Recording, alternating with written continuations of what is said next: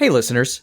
In addition to the special intro music we've been using for this entire plot arc, this episode in particular has an extra piece of music that you'll hear during the final fight scene. This comes to us courtesy of Thanasis Lightbridge, whose incredible work can be found at youtube.com/Thanasis Lightbridge. That's THANASIS Lightbridge. Thanks. A long time ago, in a galaxy far, far away.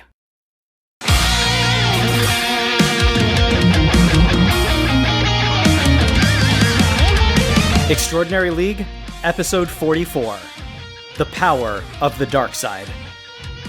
The Extraordinary League's battle rages on.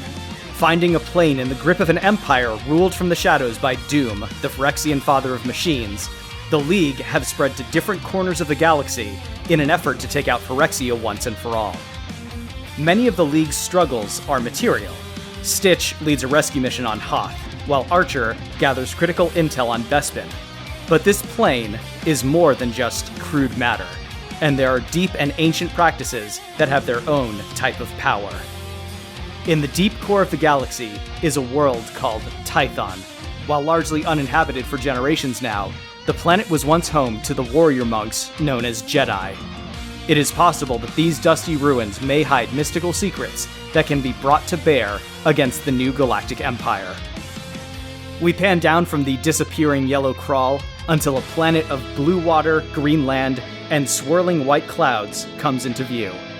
We see a ship fly on screen on a course for this planet, and on the ship are 5 members of the Extraordinary League.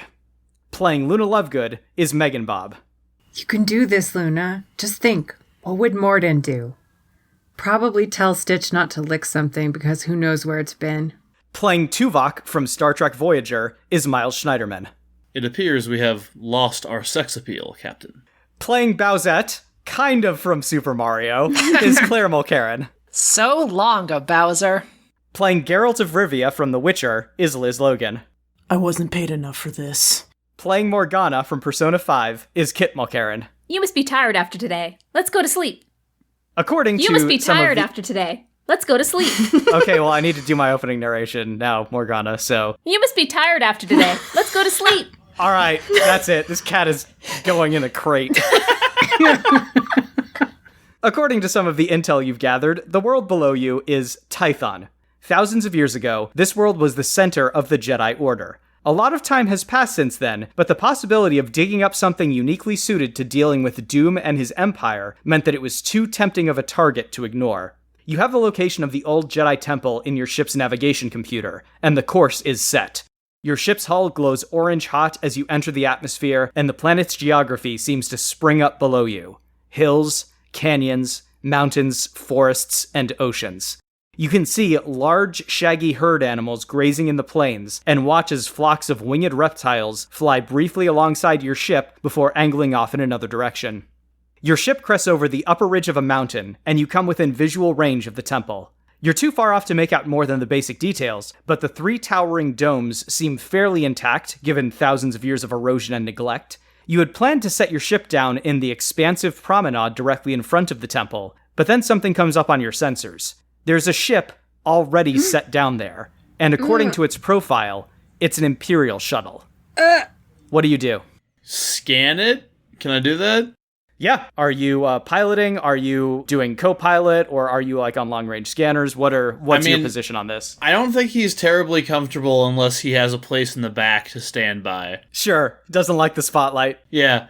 So if there's one of those, I think he'll be just running he'll be doing his usual thing, collecting information, running scans, making sure everything's kosher, that sure. kind of deal. So your scans are not picking up any life forms from the ship. However, from the heat coming off of it, you're guessing it landed at some point within the last probably 3 to 4 hours. All right. I turn to Luna and relay this information. Very formally. How big is it? How many people could it fit on it? Scans would indicate approximately 12 people on board. What he said. Bowsette says, I bet I could take 12. That is hardly the most tactical approach. A black and white anthropomorphic cat wearing a yellow handkerchief around its neck walks up next to Lady Luna. Don't worry, Lady Luna. You've got a master of stealth and infiltration on your team. And he's pointing at his own little face. Or very big face, I should say. He's kind of a chibi. I'm gonna walk out of the doors that are, the... And I'm gonna come out with a towel around my waist, and I'm like... I will point out there is not a shower on board this ship. Yeah, because there's a bathtub. So, anyways... A clawfoot bathtub. Yeah, I'm gonna look up and be surprised, like, I'm very out of my element here. Don't look at me. And I'm gonna turn around and go get changed. Okay, I think we should set down somewhere where they won't notice us. Does the ship have cloaking of some kind? It does not. Okay, then we should set down a little ways away, and then I think we should make a fairly careful approach. The ship comes down in for a landing, as hidden as you can get it from the actual temple doors itself. Your ship touches down, and the ramp lowers to the ground, allowing you guys to disembark onto the surface of Tython. What's the stealthiest way we can get there? I don't think we should just do somersaults over there and then stop every few feet to look up. I've seen movies where they did that, but I don't think it's going to work here. Do we want to go into the dream realm? Morgana, what's it called again? I'm sorry, I've forgotten. Oh, the metaverse? Yeah, should we go into the metaverse, or should we just go to the front door and then just, go as stealthily as we know how to do? So, about that, he furrows his little brow and he's kind of rubbing the back of his head. Ever since we came to this universe, I'm not feeling the metaverse anymore. I feel something that's kind of like the metaverse, but it doesn't feel like a place. I'm sorry, Lady Luna. All right, then I think we're just going to have to go and be as stealthy as we know how to be, unless, Tuvok, you have an idea about how to be stealthy. Traditionally, I move slowly and carefully. Dan, can Morgana do any kind of, reason check to see if there's, a really good stealthy route in? Yeah, I'm not going to have you roll for it, but you can definitely, scout out a good route to take that will, keep you from being spotted from the temple for as long as possible. All right, leave it to me, Lady Luna. I'll scout ahead. And his little legs kind of begin to whirl cartoon style, and he speeds off. So the air of the planet is warm and pleasant smelling. There really hasn't been any, significant industry on Tython for centuries. But Luna has a unique experience. As soon as your foot touches the soil of this planet, Luna, you immediately feel unnaturally cold. And you have this unpleasant prickling on the back of your neck that makes you feel like you're being watched or stalked. Luna looks behind her to see if there's anything, or looks around trying to see if there's anything going on. Yeah, no, it looks like a very pleasant sunny day out, but for some reason, you're just feeling real uneasy about this. Okay, guys, something doesn't feel good, and I do not know what it is, but how do you feel in this moment? How would you describe where we are right now and how you feel? Luna, would it be fair to say that you have a bad feeling about this? I do not want to use those words because I understand narratives a little bit. Dan, I'm gonna kind of, Tuvok's a very spiritual kind of guy, very tuned into that kind of thing. I'm gonna close my eyes, mentally reach out to my surroundings, and see if I can pick up anything. Okay, yeah, you do so, but really you just hear the sound of, animals in the distance, the wind rustling through foliage.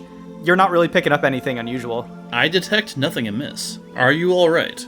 Can I still do basic magic right now? Yeah, so you pull out your wand, cast Lumos, the light just blooms at the end of your wand normally, it seems to flow normally, it doesn't really, you're not feeling any resistance or anything. Well, so I guess just be aware. At this point, Morgana returns having scouted out an ideal path for infiltration into the temple. This way. Morgana, I'm feeling really weird right now. What do you mean? I feel really cold. Do you feel cold? No, but I do have hair covering my body, so... Buy a blanket. Thanks for that advice, Geralt. That would be helpful if we were at the store right now, which we are not. So we just follow Morgana. The Jedi Temple consists of 3 interconnected domed buildings at the end of a stone promenade. Nature has clearly had centuries, if not millennia, to encroach upon this area. You're seeing tree roots arch up from beneath the stone tiles of the courtyard, vines hanging from weathered walls, and the 2 humanoid statues standing in front of the temple have been so badly eroded that they only barely resemble whoever their original subjects were. The newest and most out-of-place thing here is the 3-winged Imperial shuttle sitting ominously in the middle of the promenade. With Morgana's scouting, you guys are able to basically hug the wall of the Jedi Temple, meaning that you can get all the way up to the main entrance without being spotted from it. What would you like to do? Just like poke her head around? Yeah, I think so. Do the traditional, like, all of our heads stacked as we look around the corner. Everyone, roll me some agility with a bonus if you have stealth, please. I got a white. I got a yellow. I got a green. Yep, I got a green. Yellow. You guys poke your head around the large arched doorway at the top of the wide set of stairs that leads into this place. Rubble is piled on either side of the doorway and looks to have been recently cleared out of the way. Luna, as you look into the main hall of the temple, for a brief moment, you see a glorious sight. You're looking into a large, inviting place of wisdom and knowledge, with curved walls of wood, twin ramps curving to the upper floors of the building, and a huge dodecahedron floating in the center as a monument or art piece of some sort. You can see the Jedi moving around through this place, figures wearing simple robes engaged in studying, quiet conversation, or simple meditation. And then the vision bursts from your eyes like a soap bubble, and you see the temple as it truly is, as the rest of your teammates have been seeing it this whole time. You're seeing warped wood, rotted tapestries hanging from the walls, rubble and dust-covered floors, and the great dodecahedral monument lies forgotten on the ground. Moving about this area are 8 guards dressed in crimson-colored robes, armor, and full helmets. Each of them has a different weapon. Some of them have spears, some of them have whips, some of them have blades, and each of their weapons crackles along one or more edge with, like, red plasma. They don't appear to have noticed you yet. What do you do? Bowsette's gonna whisper to Luna and say, remember our earlier conversation about the aesthetics of evil? These guys look really cool. Everyone, these are space witchers. Okay. I'm gonna go talk to them. Wait, Don't, please don't That talk is to them, highly please. illogical. I'm just kidding. I'm getting too old. What does that mean, Geralt? I think maybe the best thing that we could do, if we don't think there are any on that ship, is if we can cause some sort of distraction or sound. You know, they're going to come around this corner blind, and we could at least get the drop on them, but I don't know any other way we can take them out unless we find another way into the temple. Could we maybe, I don't know, make a sound to draw them outside so we can slip past them? Ooh, that's a good idea. That is very logical, if out of character. What do you think would be a scary enough sound? How about I push one of these pillars over? Let's start with the distraction further off and see if they go for it. If they don't go for it, then I guess we fight these very cool but evil people. Very well. So who's making the distraction, and what is it going to be? I'll push over a statue. Luna, could you turn him invisible? All right, Geralt, stand still. Please keep your clothes on for this. So, Luna, you point your wand at Geralt. He turns invisible.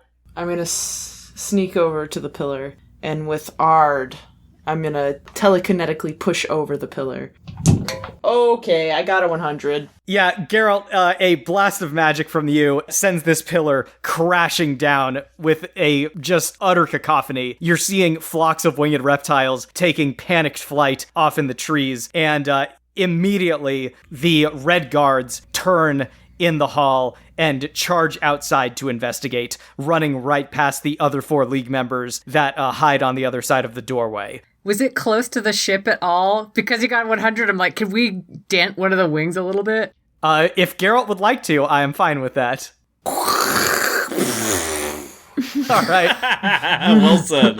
Yep. All right. So you crunch their ship under this giant stone pillar. the 5 of you charge inside the temple, sneaking in behind these guards. As you make your way across this grand entry hall and start looking around, you suddenly hear this cackle come from an upper floor of the room that you're in.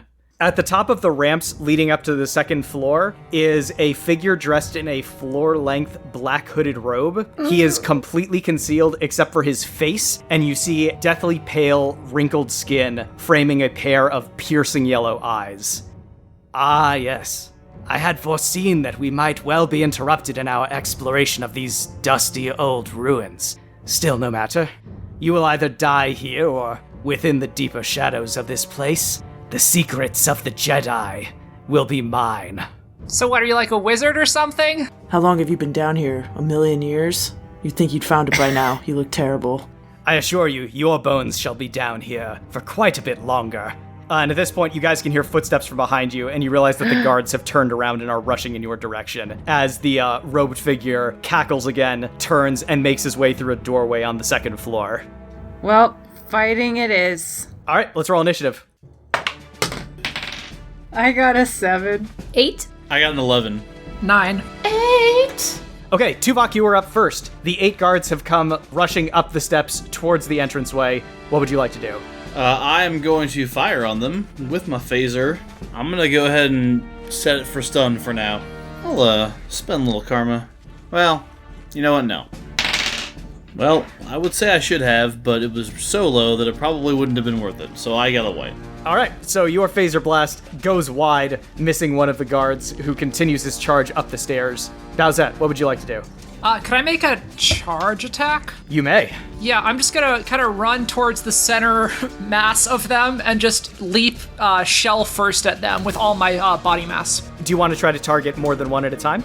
If that's possible, but if not, no sweat. I'll say you can target up to 3 if you want, but you'll be making your charge attack at -3 column shifts. Sure, let's do that. That sounds great. Okay, that's a green, just barely. Bowsette, you take out 3 of the guards with your shell. Oh, jeez. Nice! So, Dan, is that 1 point of rage or 3 points It is of rage? 1 because you made 1 attack. All right, that is fair. Bowsette Yep. gets rage points whenever she deals damage or receives damage, and I can cash them into you to do big moves. So, Oh, that's Nice. cool. Yeah, man, you bowled over 3 of these guards instantly. Morgana, it is your turn. Morgana jumps in front of Bowsette. Zorro, show your might! He holds up his little saber in front of his face, and a ghostly Zorro appears behind him, doing the same with his rapier. Zorro swishes the sword in the air in front of him, and a whirlwind appears and blows down the stairs. Yellow, which means 3 of them get hit. All right, didn't quite take them out, but they are all very badly damaged. Geralt, what would you like to do? I want to mind control one of them. Oh, it's only green. Yeah, so you cast Axie, and one of them falls under your control. Do you want an injured one or a non-injured one? A non-injured one to take out all the injured ones, All right. as nature intended. Do you want him to attack one of the other ones? Yes. Uh-oh. That's white. I'm going to say the one that you ended up controlling has like this red spear with a giant kind of leaf-shaped blade at the top. He turns and begins swinging at his fellows, but it takes a little while to get this, the mind control thing going real well, and he's not especially accurate. Yeah, not going to happen this round. Luna, it is your turn. Venusaur, I choose you. All right, Venusaur pops out, roars, and is ready to go. What would you like Venusaur to do? Venusaur, can I have sleep powder, please? Not on me, on them.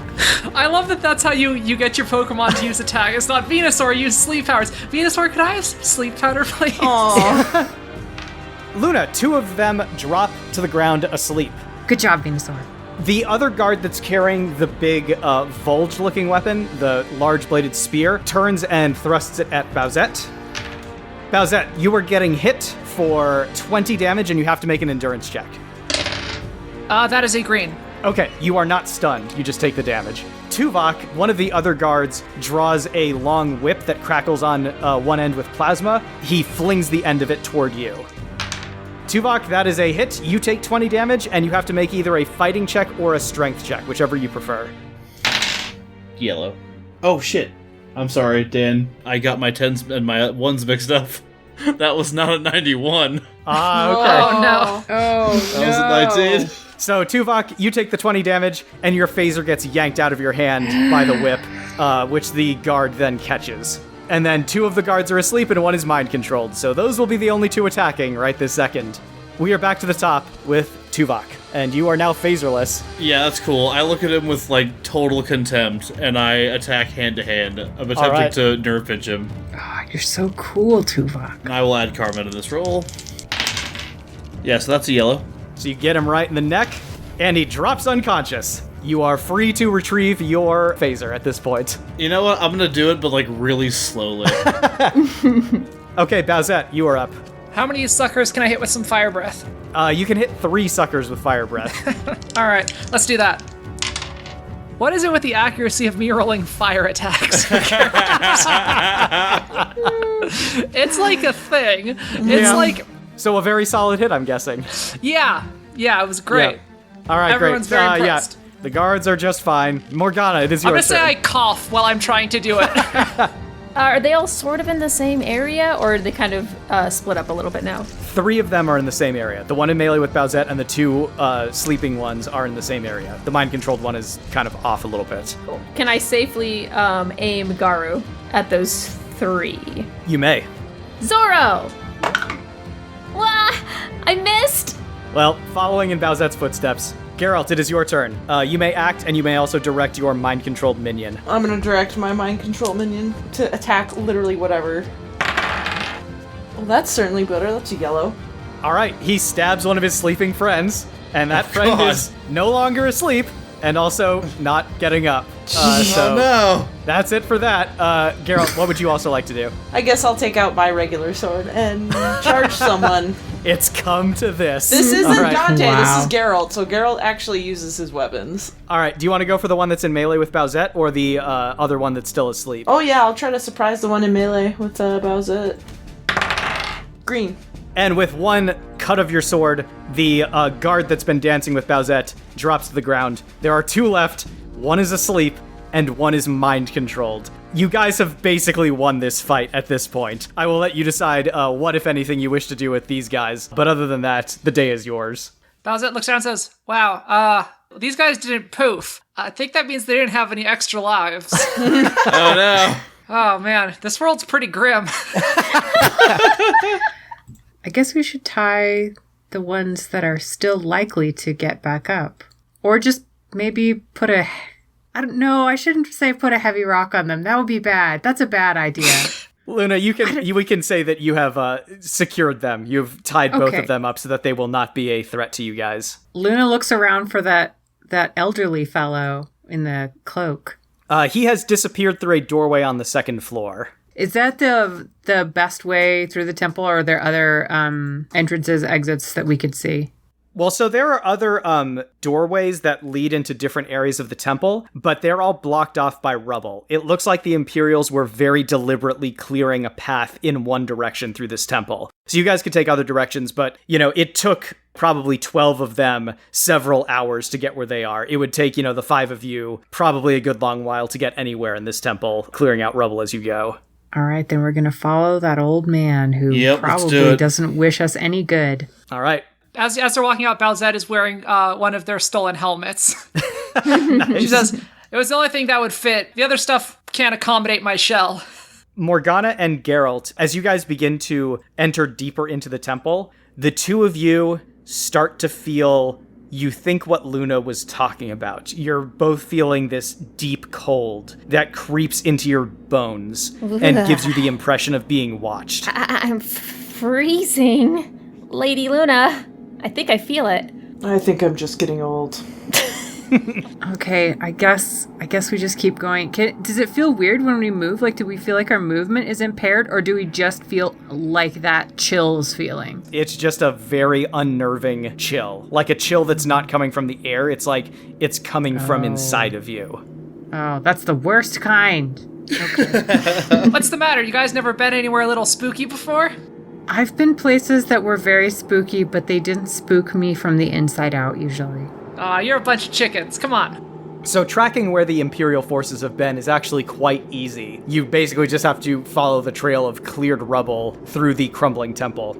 You make your way down cluttered hallways and past side rooms that appear to be a mix of classrooms or training rooms or individual quarters for the Jedi that would have called this place home. All of these rooms have been picked clean of any items of value that they might once have held, although whether this looting took place during the centuries that this place remained dormant or just now occurred once the Empire arrived, you're not really sure. But eventually, you follow the trail to a seemingly unremarkable corner of the temple, where several modern-looking lights have been set up around a large round hole in the ground. The hole looks like it was made very recently, especially given the acrid tang in the air. Apparently, the Imperials just melted their own shortcut down into the lower levels of this temple, and a metal ladder protrudes just past the lip of the hole, providing a way of descending down into the darkness below.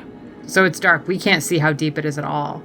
It looks like it probably descends maybe like 50 or 60 feet. Can I scan it?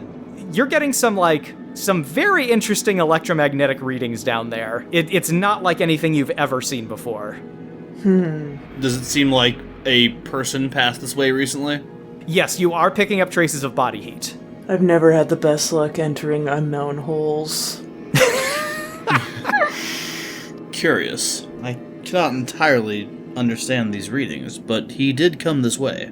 I think we have to go down there. I'm just wondering who should go first, because, we're going to be very vulnerable going down that ladder. Morgana puffs out his little chest and he says, "Don't worry, Lady Luna. I can go ahead."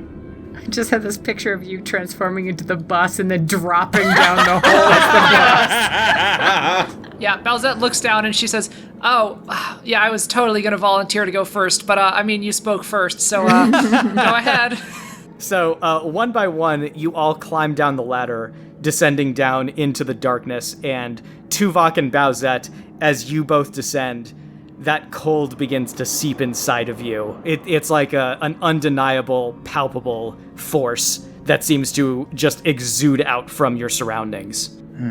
Captain, I believe I am now experiencing the sensation you mentioned earlier. You say that as you're, climbing off of the ladder, and you look around and you realize that Luna and everyone else is gone.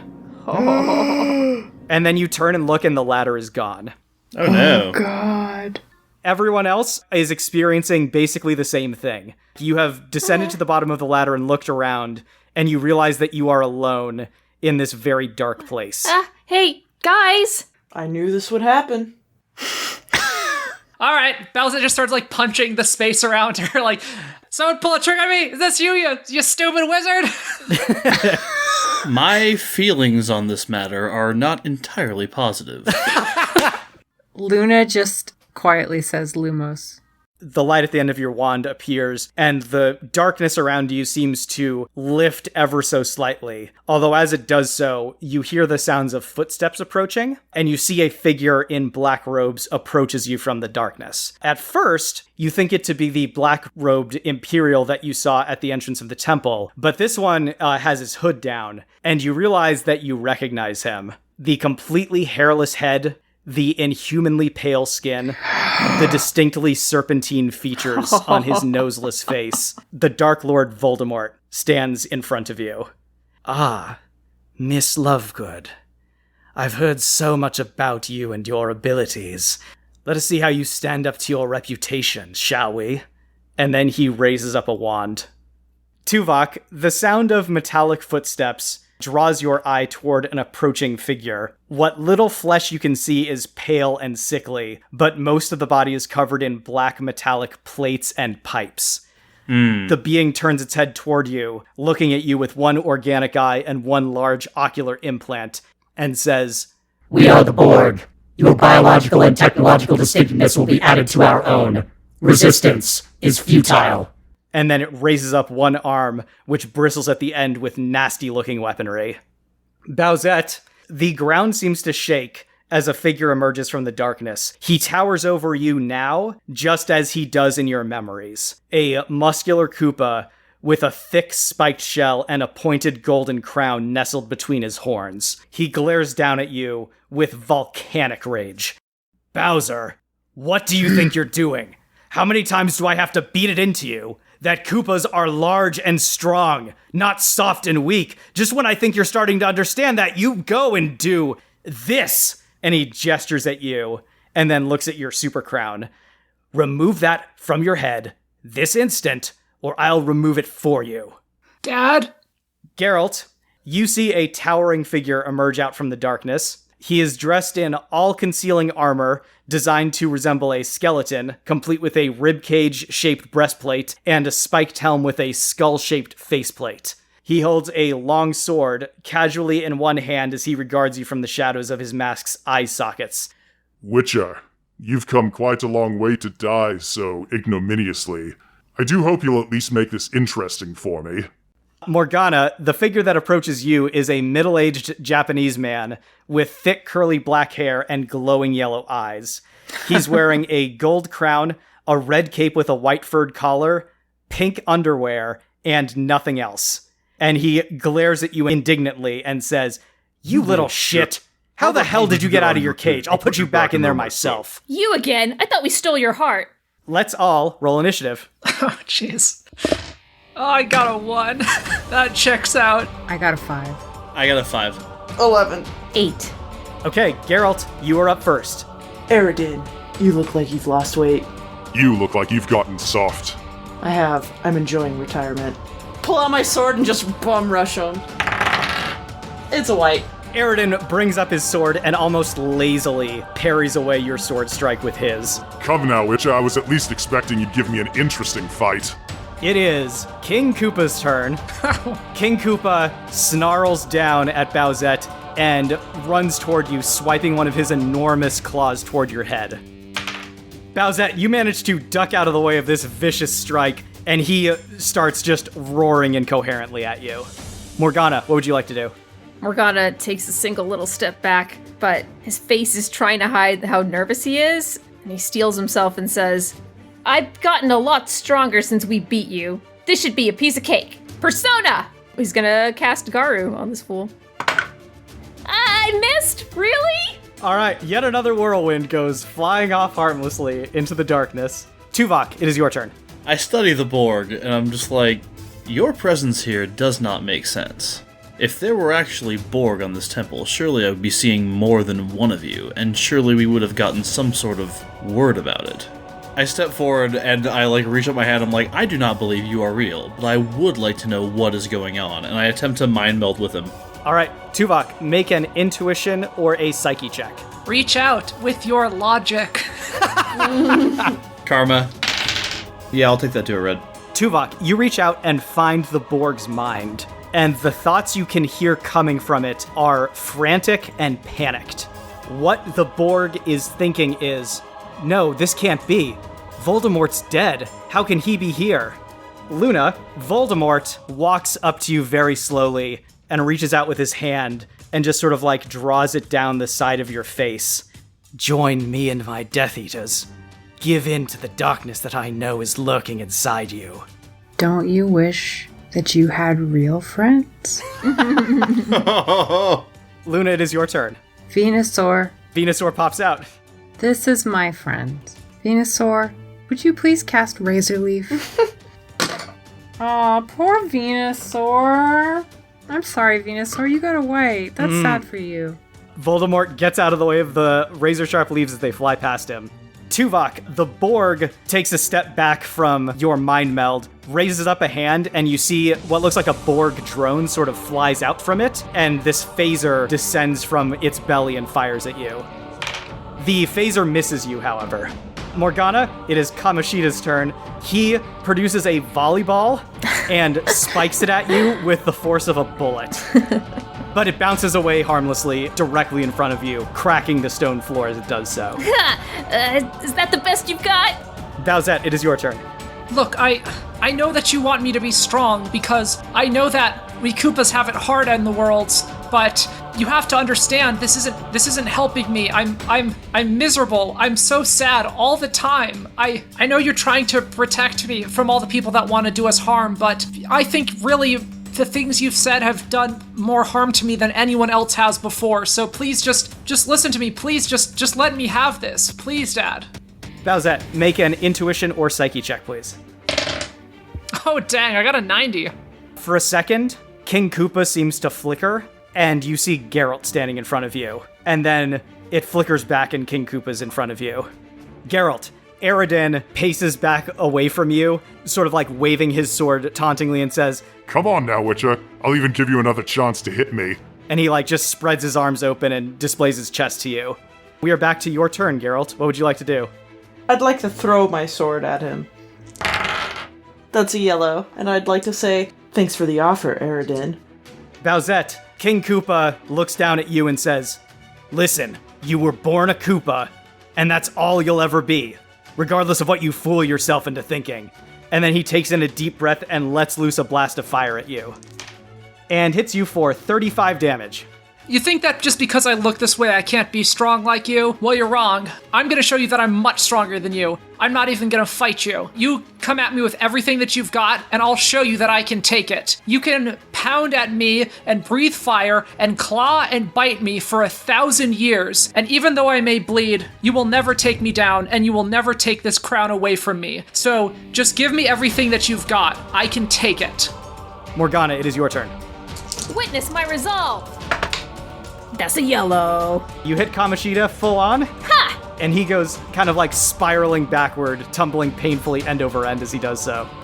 Tuvok, it is your turn. So I don't have the mind meld anymore? Yeah, you can still pick up this Borg's thoughts, and what you hear it say in its head is, Venusaur, can you do Razor Leaf, please? Luna? Is that you?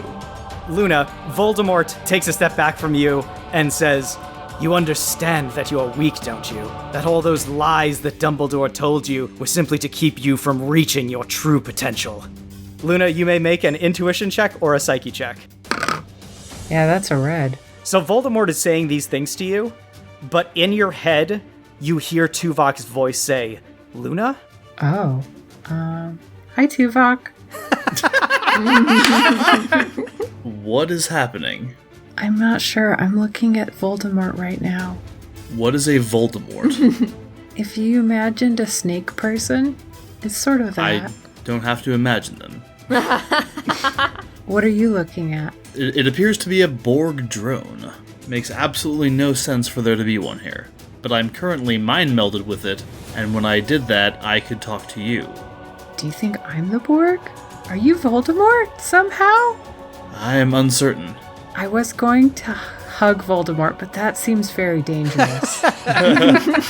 As you guys come to this conclusion, the darkness in front of you, and indeed the image of your enemies, seem to disappear like fog blown away by a wind. And you can see beneath the images of Voldemort and the Borg are Tuvok and Luna. So Bowsette, as you see King Koopa charging toward you, the image of him and the darkness around him seems to twist as though fog being blown away by wind.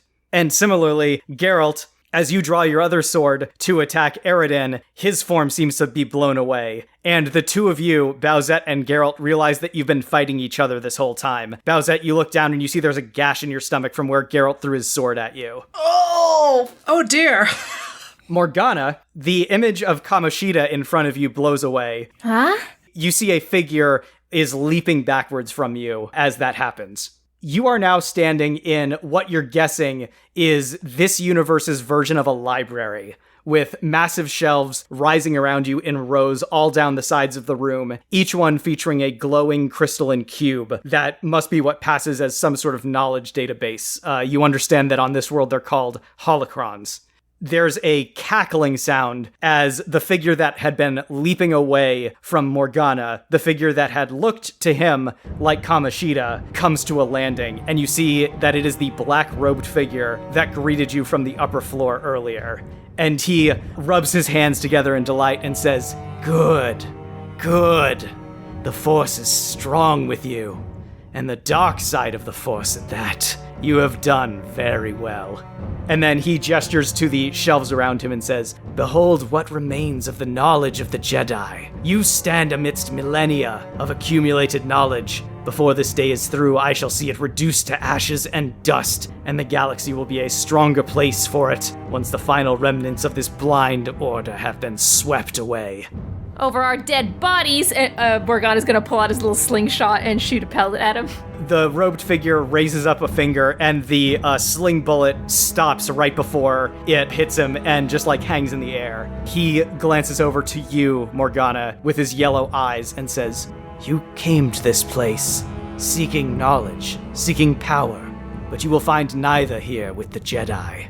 If it is knowledge and power that you seek, well, that I can provide. You oppose doom, yes?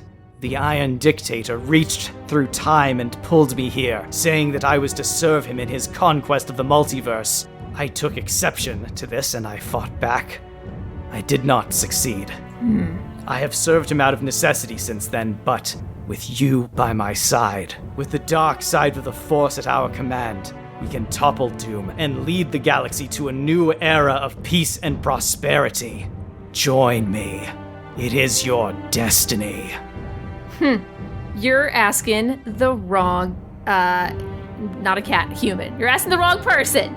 I've already been freed before, and I'm not going back to servitude. We have a saying on Vulcan that relates to the day before one was born, or being born the day before today. However, you would not fully understand it if you don't understand stardates. Yeah, you tell him, Tuvok. Sounds a lot better in the original Vulcan, I'm sure. That's right. I think that we're going to have to decline your offer. Darth Sidious glowers momentarily, and then just shrugs nonchalantly and says, "Ah well, it was worth a try. It certainly gave my apprentices time to get into position." And then you hear a sudden series of hisses and hums from behind you. You whirl to see two figures approaching from the shadows of the room. One of them is dressed in black robes. Every inch of his exposed skin is covered in red and black tattoos, and his bald head is ringed with short, curved horns. The other is a distinguished-looking figure in a dark-colored tunic, pants, and boots, with a wine-colored cape hanging from his shoulders. He has neatly kept white hair and a beard, and although he projects a regal bearing, there is something quite menacing about him. Both of these men brandish red energy swords. The bearded one wields his with the grace of a fencer, while the horned one spins a double-bladed weapon around himself. You hear another hiss and hum, and you glance over to see that the robed and hooded figure you've been speaking to has drawn a red energy sword of his own, and all three leap toward you.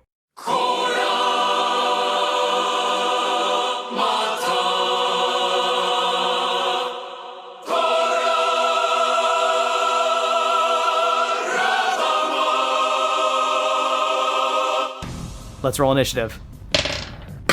I got a 4. 2. 13. 2. 11. Don't panic, stay cool, and blaze through them. Words to live by. I'll make you guys a deal. If you make through this, I'll allow all of you to join the Koopa Troop and serve me. What did I just say about serving people? I must respectfully decline. You know what? Never mind. I take it back. I don't want you guys in the Koopa Troop anyway. I stand before you heartbroken. Geralt, it is your turn first. What would you like to do? You got Darth Maul, Darth Sidious, and Darth Tyrannus. I want to set someone on fire. I'm going to cast Igni. I'm going to set fire to Dooku's cape. That's yellow. Geralt, with a gesture and a word of power, there's an eruption of fire around Darth Tyrannus, who recoils backward momentarily as flames begin to erupt on his cloak and clothing. Tuvok, it is your turn. I'm gonna follow Geralt's lead, and I will shoot Tyrannus with my phaser. And I will add karma to this roll. I will spend 17 karma to get that to a green. Yep, you get a clear hit on Darth Tyrannus with your phaser. And it is Tyrannus' turn. He takes a second to fling off his cloak, which dissolves away into flames. He then turns, glares at Geralt, and reaches out his empty hand toward Geralt. Geralt, you take 20 damage. It ignores your body armor as Tyrannus begins to choke you from afar. I'm not into this. And I need you to make an endurance I check. didn't give consent. I learned that from my friend Dante. I rolled a 1. So yeah, Geralt just kind of lifts off the ground slightly, grasps at his throat, and then suddenly goes limp and just falls to the ground like a puppet with its strings cut. Geralt is knocked out. Oh no! Oh jeez. And that brings us to Darth Maul. Darth Maul fires up his double-bladed lightsaber and leaps at Bowsette. That is 2 hits.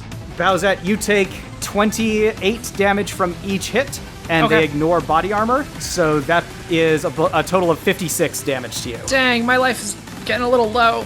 And then Sidious is going to cast his gaze over to Luna. And he points a hand, and a torrent of lightning leaps from his fingertips. Luna, you jump out of the way, and it shatters a pillar that you were standing next to. And it is your turn, Luna. My heart says Tarantallegra, but my brain says, no, don't do that. They have their weapons out, correct? Yes, all 3 of them have lightsabers drawn. Accio. I am casting it at Christopher Lee. I'm going to spend a little bit of karma, because Luna is definitely worried about the way this is going. You know what? Yeah, I'll take it to a yellow. Frickin' Christopher Lee, man. Luna, you wave your wand at Darth Tyrannus, and his lightsaber gets yanked out of his hand. It flies halfway across the room toward you, and then stops. And you see he's reached out with his now empty hand, and has a look of concentration on his face, as the lightsaber's like trembling in the air halfway between the 2 of you. Bowsette, it is your turn. All right, if anyone has like a mushroom or anything they can throw that way, that would be great. I don't know if I could take another hit like that. Bowsette, hang in there. All right. She looks at Darth Maul. Nice spikes. Mine are bigger. I'll punch him in the face. That's a green. Darth Maul is used to a lot of different attacks, but just having someone walk up and punch him in the face apparently is not something that he usually has to deal with when he fights Jedi. So you managed to get a hit on him. Morgana, what would you like to do? He is going to cast Dia. Yellow. This light fills the space underneath both Geralt and Bowsette. They both regain 30 HP. So Geralt, it is your turn and you are back up with 30 health. What would you like to do? Oh, never again. Guess I'm not gonna take out my sword. My silver sword used for monsters. Darth Maul's been cut in half before, so let's try it again. I'm gonna use Karma. I didn't have to use much Karma. 100. Let's go. I was really hoping you were going to cut him in half, but no, he made his endurance save. You do get, however, a really powerful hit on him. He was already reeling from Bowsette's punch, so he goes like sprawling to the ground in a way that's very ungraceful for him. Can I use follow-up? Yes, you may. My turn. Morgana's gonna run up behind Geralt, jump and leap over his shoulder, and swing his little saber down on Darth Maul. And sail right past. Oh, brutal. You try so hard, bud. All right, Tuvok, it is your turn. So we have Tyrannus is partially disarmed. He's kind of arm wrestling with Luna. Maul is on the ground. Both of them have been damaged. Sidious is untouched.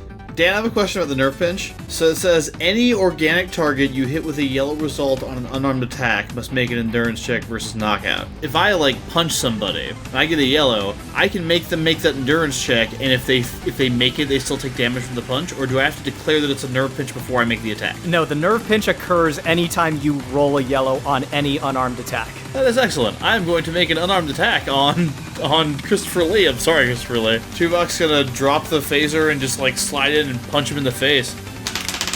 It is a yellow.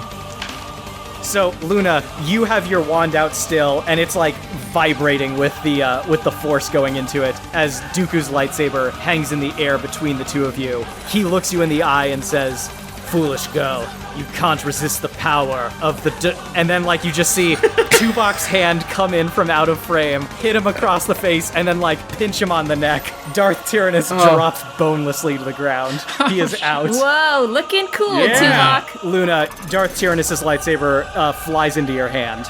Darth Maul kips up from where he had been knocked down and whirls his lightsaber around him. He is attacking both Geralt and Bowsette. Geralt, he does not hit you. You managed to get out of the way. Bowsette, that is a red. Oh, jeez. So oh, no. You take 28 damage, and I need you to make an endurance check. Okay, that's a yellow. So you are not cut in half. Very Great. good. Oh, good. Sidious spreads his arms out. There's these piles of rubble all around that float up, and as he cackles, they just fling themselves forward like bullets towards all of you. I need all 5 of you to make agility checks. I got a red. That is a red. I got a white. Green. Green. Luna's the only one who gets hit. Luna, you get hit for 40, which I believe is enough to take out your Patronus shield. And it is your turn, Luna. I better cast that Patronus shield again, huh? That's a yellow. Your shield springs back up, but that is your turn. Bowsette, it is your turn. I have 6 rage, because when I take a hit from a red attack, I get an extra point of rage. So I'm going to use my ultimate ability.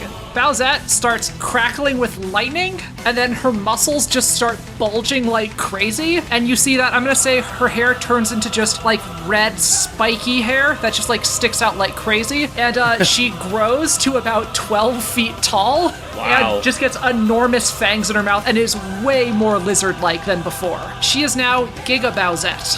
Whoa, you look like a persona. I'm gonna use Claw. Who are you going for? I was considering Maul, but he's kind of weak, isn't he, or what? Maul's still looking, fairly okay. Yeah, I'll just hit him with my normal Claw, and I'll decide what I want to do later. Oh dang, that is a red. Giga Bowsette, with one swipe of your claw, Maul drops to the ground. And then there was Nice. Sidious. Morgana, it is your turn. Beautifully done, Bowsette. Now for me to finish the job. He's gonna go running past Luna. I've got this, Lady Luna! Your knight is here! And he's gonna bring down his little saber on Sidious, or certainly attempt to. Yellow, which means I also get to add my agility to the damage. Yeah, you get a very solid hit on Darth Sidious, who reels back in surprise at the force of your blow. Ha! That was pure skill. And that brings us to Geralt. Sorry, the Megan Bob voice in my head's like, just show him your butt. No, I'm gonna go for the conventional run at with sword. That's a better idea. That is a yellow. Sidious is looking a little desperate at this very moment, which brings us to Tuvok. Well, since it worked so well last time, I'm gonna run up and punch him in the face. That's a red. Sidious looks up and sees you walking towards him with purpose. Sidious raises up one of his hands, which begins to glow with lightning. Tuvok, you reach out, grab his hand by the wrist, and just twist his arm to the side, and the blast of lightning fires off uselessly, and then you just reach over with your other hand, smack him, and pinch his neck. Sidious just goes completely limp and falls to the ground. Holy shit. I just rolled a red. I didn't spend karma. All right, Tuvok. Very smooth. Tuvok looks up, kind of just off the camera, and says, I think perhaps Star Trek may be better than Star Wars, after all. Oh. Those little pixel sunglasses come down from the top of the screen. So I think at this point, Bowsette's hand, which is half the size of your body, is coming at you for a high five. Yes! Tuvok meets it with vigor, unbecoming of a Vulcan, but in this moment it doesn't matter. So now we have to get the knowledge Yes. of the Jedi. So, Luna, you go to start examining the holocrons. As you approach one of them, it suddenly glows with light, and the flickering image of a dark-haired woman appears in front of you. Greetings, Initiate. This is Jedi Master Bastila Shan. Oh. If you have activated this holocron, it is because you are Force-sensitive and are eligible for training in the ways of the Jedi. So tell me, what would you like to learn?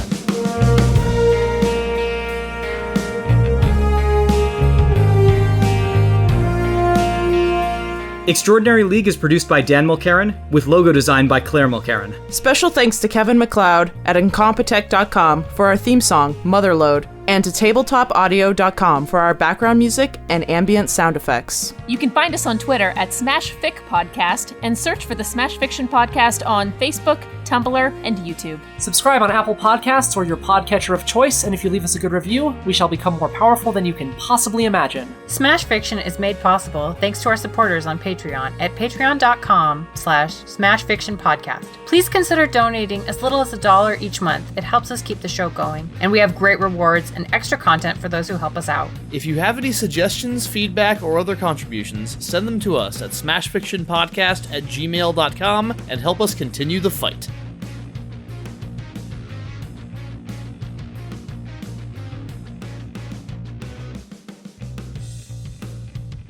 I wasn't paid enough for this. That's not even a Geralt voice. I suck. What is a Geralt voice? I'm curious. It's deep. It's I don't know. What are some shit he says? What are some shit he says? What are some shit he says? He bangs a lot of chicks, right? Do a pickup line. I never overcook my chicken. But you love you a breast, huh? I'm more of a thigh meat man. All right. Oh my god. All right, now that Geralt is a pervert.